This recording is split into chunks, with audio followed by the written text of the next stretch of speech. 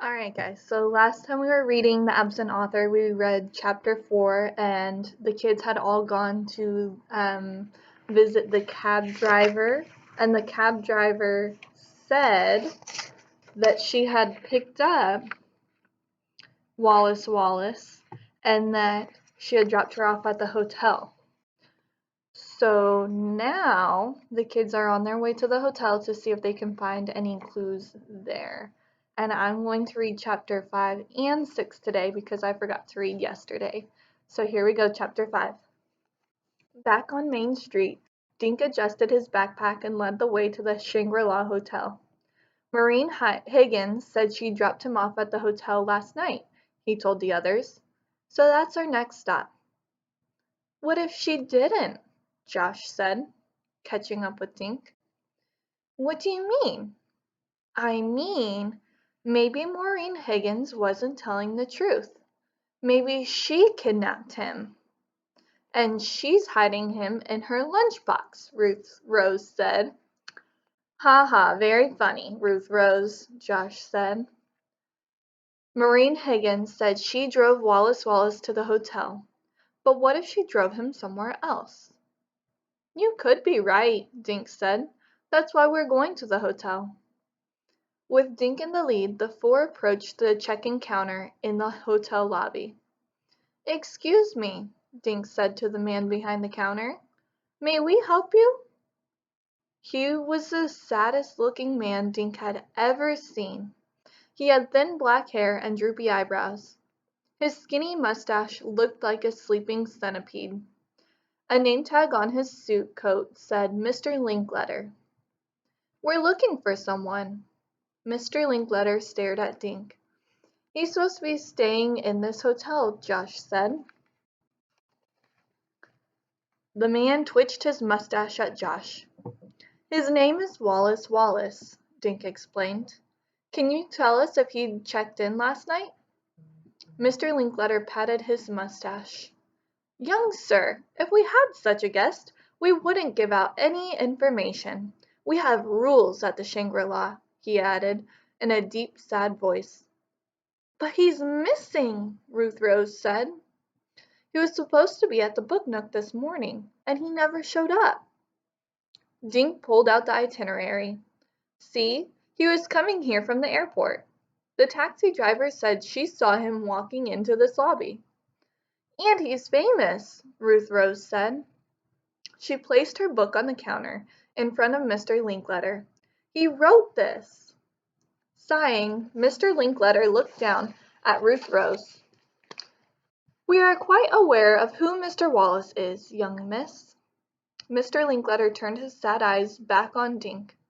He flipped through the hotel register, glanced at it, then quickly shut the book. Yes, Mr. Wallace checked in, he said. He arrived at 8:05. He did? What happened after that? Dink asked. Mr. Linkletter pointed toward a bank of elevators. He went to his room. We offered to have his suitcase carried, but he preferred to do it himself. Have you seen Mr. Wallace yet today? Marvis asked.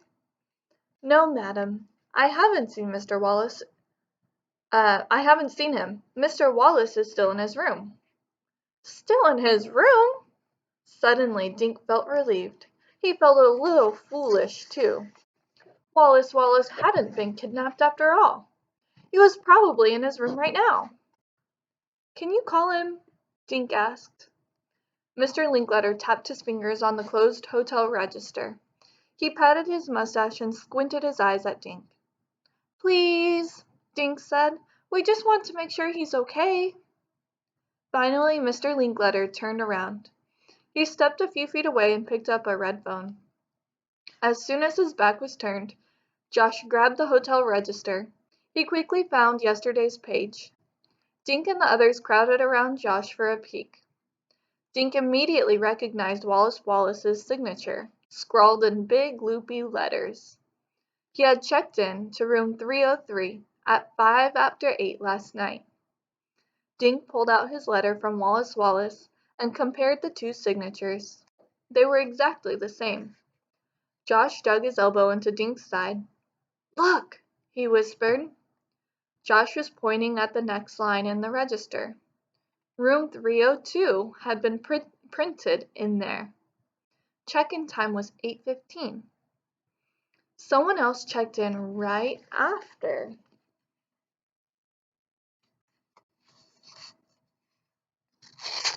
Someone checked in right after Wallace Wallace, Ruth Rose whispered. But the signature is all smudged, Dink said. I can't read the last name. When Mr. Linkletter hung up the phone, Josh shoved the register away. As Mr. Linkletter turned back around, Dink shut the register.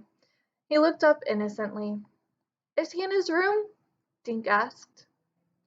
I don't know. Mr. Linkletter tapped his fingers on his mustache. There was no answer. Dink's stomach dropped. His mind raced.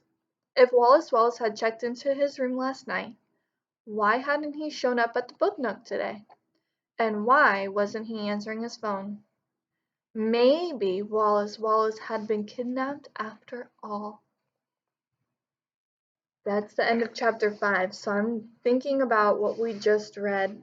If someone had checked into the room right next to him, remember they said that Wallace Wallace checked into room 303, and then right after him, someone checked into room 302. So those rooms must be right next to each other.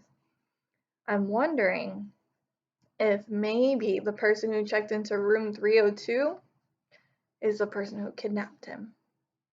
Maybe they were following him and trying to get a room right next to them, so it would be easier for them to kidnap him. And we don't know who it is because the name is smudged. I don't know. Let's read chapter 6. Dink stared at Mr. Linkletter.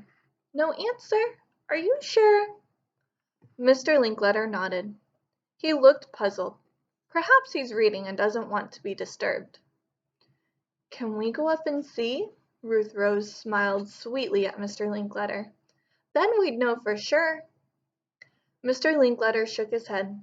We cannot disturb our guests, young miss. We have rules at the Shangri-La. Now, good day, and thank you. Ruth Rose opened her mouth. But, Miss— Good day, Mr. Linkletter said firmly again. Dink and the others walked toward the door. Something smells fishy, muttered Dink. Yeah, Josh said, and I think it's that Linkletter guy. See how he tried to hide the register?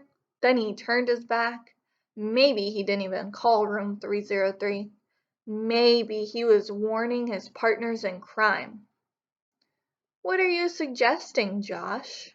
Mavis asked. Maybe Mr. Linkletter is the kidnapper, Josh said. He was the last one to see Wallace Wallace. A man wearing a red cap tapped Dink on the shoulder. Excuse me, but I overheard you talking to my boss, Mr. Linkletter. Maybe I can help you find Wallace Wallace. My kids love his books. Great, Dink said. Can you get us into his room? The man shook his head. No, but I know the maid who cleaned the third-floor rooms this morning. Maybe she noticed something. With his back to Mr. Linkletter, the man scribbled a few words on a pad and handed the page to Dink. Good luck, the man whispered and hurried away. What do you write? Josh asked. Outside, Dink said. They all shoved through the revolving door. In front of the hotel, Dink looked at the piece of paper. The maid's name is Olivia Nugent. She lives at the Acorn Apartments, number 4. Livy Nugent? I know her, Ruth Rose said. She used to be my babysitter. The Acorn is right around the corner on Oak Street, Dink said. Let's go. Soon all 4 were standing in front of Livy Nugent's door. She answered it with a baby in her arms. Another little kid held on to her leg and stared at Dink and the others. He had peanut butter all over his face and in his hair. Hi, the boy's mother said. I'm not buying any cookies, and I already get the Greenlawn Gazette. She was wearing a man's blue shirt and jeans. Her brown hair stuck up out from under a Yankees baseball cap. "Livy, it's me," Ruth Rose said. Olivia stared at Ruth Rose, then broke into a grin. "Ruth Rose, you're so big. What are you up to these days?" "A man at the hotel gave us your name." "What man?" "He was sort of old, wearing a red cap," Dink said. Livy chuckled. "Freddie old? He's only 30." "So why did he send you to see me?" "He told us you cleaned the rooms on the 3rd floor this morning," Dink said. "Did you clean room 303?" Livy Nugent shifted the baby to her other arm. "Randy, please stop pulling on Mommy's leg. Why don't you go finish your lunch?" Randy ran back into the apartment. "No," Livy told Dink. "Nobody slept in that room. The bed was still made this morning. The towels were still clean and dry. I remember because there were 2 rooms in a row that I didn't have to clean, 303 and 302. Room 302 had a Do Not Disturb sign hanging on the doorknob, so I came home early, paid off the babysitter, and made our lunches." Interesting. So room 303 didn't have anyone who slept in it. That was supposed to be Wallace Wallace's room. And then the room next to it, remember how I was thinking that maybe the kidnapper was there because they signed in right after Wallace Wallace and their name was smudged out like they were trying to hide it. But room 302 had a Do Not Disturb sign on it, so the maid, Livy Nugent, couldn't even go in the room. What if they had kidnapped Wallace Wallace and he was in that room? I don't know. "But Mr. Linkletter told us Wallace Wallace checked into room 303 last night," Ruth Rose said. "Not the Wallace Wallace. The mystery writer? My kid sister devours his books." Dink nodded. "He was supposed to sign books at the Book Nook this morning, but he never showed up." "We even saw his signature on the hotel register," Ruth Rose said. "Wallace Wallace might have signed in, but he never slept in that room." Livy grinned. "Unless he's a ghost." "I wonder if Mr. Linkletter could have made a mistake about the room number," Mavis suggested quietly. Livy smiled at Mavis. "You must not be from around here. Mr. Linkletter never makes mistakes." "So Wallace Wallace signed in, but he didn't sleep in his room," said Dink. "That means someone must have kidnapped him before he went to bed," Josh said. Livy's eyes bugged. "Kidnapped? Geez, Mr. Linkletter will have a fit." She imitated his voice. "We have rules about kidnappings at the Shangri-La." Everyone except Dink laughed. All he could think about was Wallace Wallace, his favorite author, kidnapped. Suddenly a crash came from inside the apartment. "Oops, gotta run," Livy said. "Randy is playing bulldozer with his baby sister's stroller again. I hope you find Wallace Wallace. My kid sister will die if he doesn't write another book." They walked slowly back to Main Street. Dink felt as though his brain was spinning around inside his head. Now he felt certain that Wallace Wallace had been kidnapped. But who did it? And when? And where was Wallace Wallace being kept? "Guys, I'm feeling confused," he said. "Can we just sit somewhere and go over the facts again?" "Good idea," Josh said. "I always think better when I'm eating." "I'm feeling a bit peckish too," Mavis said. "I need a quiet cup of tea and a sandwich. Should we meet again after lunch?" Ruth Rose looked at her watch. "Let's meet at 2 o'clock. "Where?" Josh asked.